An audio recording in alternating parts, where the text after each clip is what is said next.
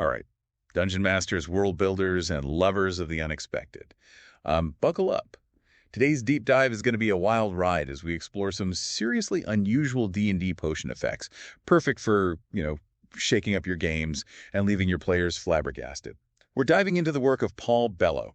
He's a lit RPG author and game developer who, honestly, clearly has a knack for brewing up trouble. Yeah, he's got, a real talent for it. He's put together not one, but 2 articles, jam-packed with 200 unique potion effects. 600. We're talking way beyond your basic healing potions and strength drops. Oh, absolutely. What's fascinating about Bella's work is that he doesn't just throw out a bunch of wacky ideas. He actually delves into the why behind them, arguing that unusual potion effects are key to keeping your D&D campaigns fresh and engaging. Okay, let's unpack that. He's got this section in his second article, Drink If You Dare, called The Art of Surprise.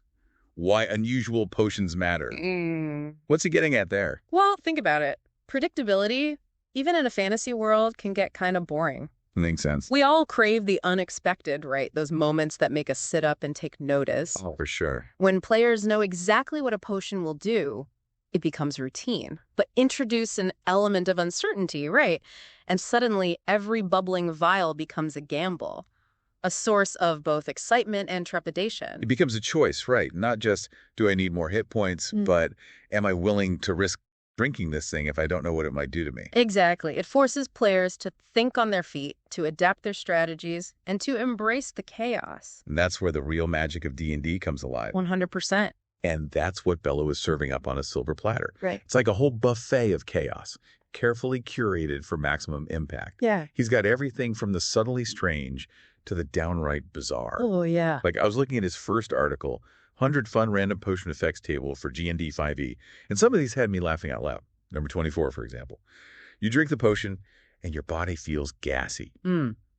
As you release the gas into the world, you gain the ability to fly for 1d10 minutes. I mean, come on. Oh, the possibility. You can just imagine the party dynamics at play there. Oh, yeah. Who gets stuck standing downwind? Does the character try to hold it in only to, let one rip at the worst possible moment? It's pure comedic gold. It's amazing.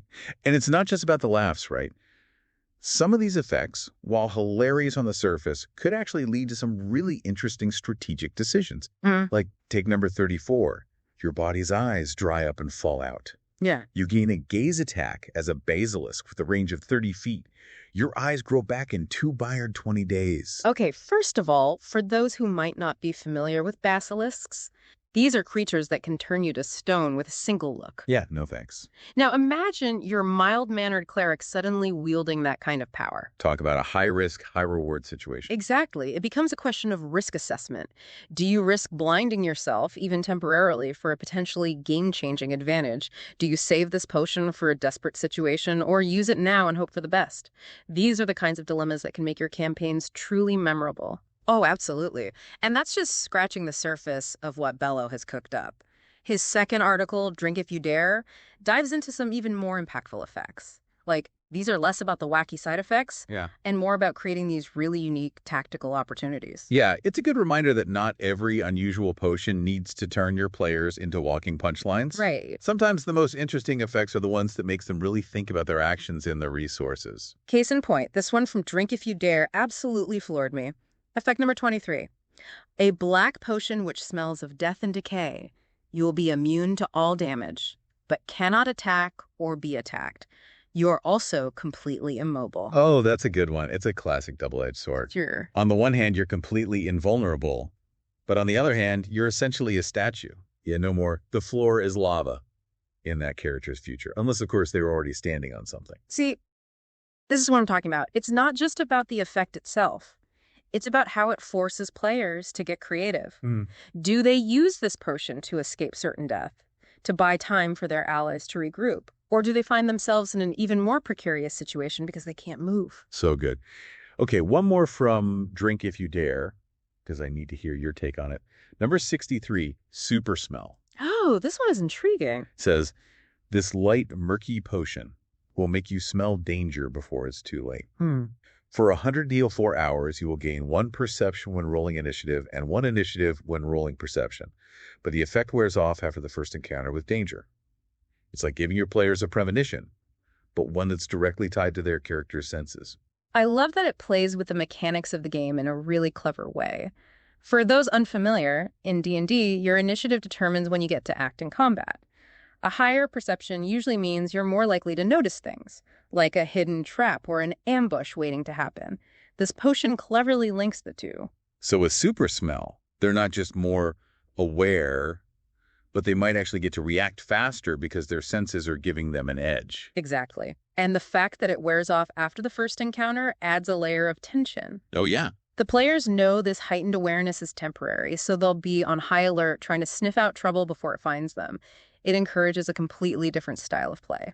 It strikes me that these potions aren't just handy tools for dungeon masters. They're also a fantastic way for players to inject some unpredictability into their own characters. Absolutely. Imagine a rogue who, fancies themselves an alchemist, whipping up volatile concoctions with unpredictable results, or a bard who laces their drinks with potent elixirs, turning a tavern song into an experience that's, well, memorable, to say the least. Okay, now I'm picturing this bard with a portable distillery strapped to their back, crafting bizarre cocktails mid-song. Suddenly the tavern brawl scene just got a whole lot more interesting and loud. That's exactly the kind of creative thinking these effects can inspire, and it plays into the collaborative spirit of D&D. Suddenly, the unexpected isn't just coming from the dungeon master, it's something everyone at the table contributes to. And everyone's responsible for. No more complaining about that unfair encounter when you're the one who decided to chug that glowing pink potion with the skull and crossbones on it. Precisely. But here's where it gets even more interesting, and this ties back to something Bello emphasizes in both articles. Don't just use these effects. Be inspired by them. Let them be a springboard for your own campaign-specific twists. So don't just use his potion that makes you immune to fire.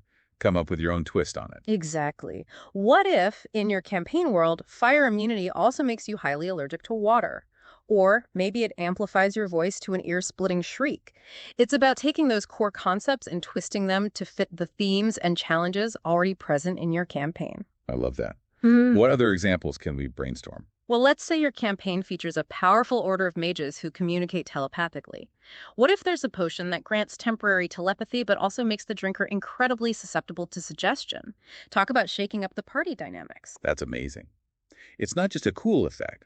It's a plot hook in a bottle. And don't forget about grounding these potions in the lore of your world. Yes. Imagine a potion brewed with the tears of a heartbroken siren. Maybe it grants temporary invisibility, but also forces the drinker to speak in mournful wails. Or an elixir concocted using the venom of a rare subterranean serpent that enhances strength, but also makes the drinker's skin shed like a snake's. Okay, no, that's just creepy. I love it. It's like world building, but for potions. And it makes those potions feel so much more real, so much more integrated into the fabric of the game world. Exactly. You're not just adding a cool mechanic, you're deepening the world itself. You're giving your players a reason to care about these potions beyond their immediate effect. I'm already brainstorming ways to weave this stuff into my own campaigns. This is what I love about D&D. It's about so much more than just fighting monsters and gathering loot. It's about embracing the unexpected, about those moments at the table when everyone, players and dungeon master alike, is surprised, delighted, and maybe even a little terrified to see what happens next. Exactly. And unusual potion effects. They're like throwing gasoline on the fire of what's going to happen. They remind us that in D&D, anything is possible, especially after someone chugs a mysterious brew. It's what makes tabletop RPGs so much more dynamic than, say, a video game. You're not limited by pre-programmed outcomes. It's all about imagination and a healthy willingness to roll with whatever the dice or the potions throw at you. Speaking of throwing things at your players, remember that siren song potion we talked about? Oh, yeah. Imagine if that wasn't a one-time thing. What if, in your campaign world, there was one specific potion, maybe a local legend, that always had a random effect, a new surprise every time it was used? Ooh, now we're talking. Not just an unknown effect, but a guaranteed wild card every single time. How would players even approach that? Right. It becomes less about a tactical advantage and more about a gamble. Do they risk it, hoping for a lucky break? Or does it become this cursed artifact, something to be avoided at all costs? That's a fantastic question to leave our listeners with, because at the end of the day, that's what these unusual potion effects really highlight. D&D is a game best played on the edge of your seat, ready for anything. It's about embracing the chaotic, the hilarious, and the downright strange. And with that, we've reached the end of our deep dive into the world of unpredictable potions. Thanks for joining us on this wild ride. Until next time, May your dice rolls be lucky, your potions potent, and your games full of unforgettable moments.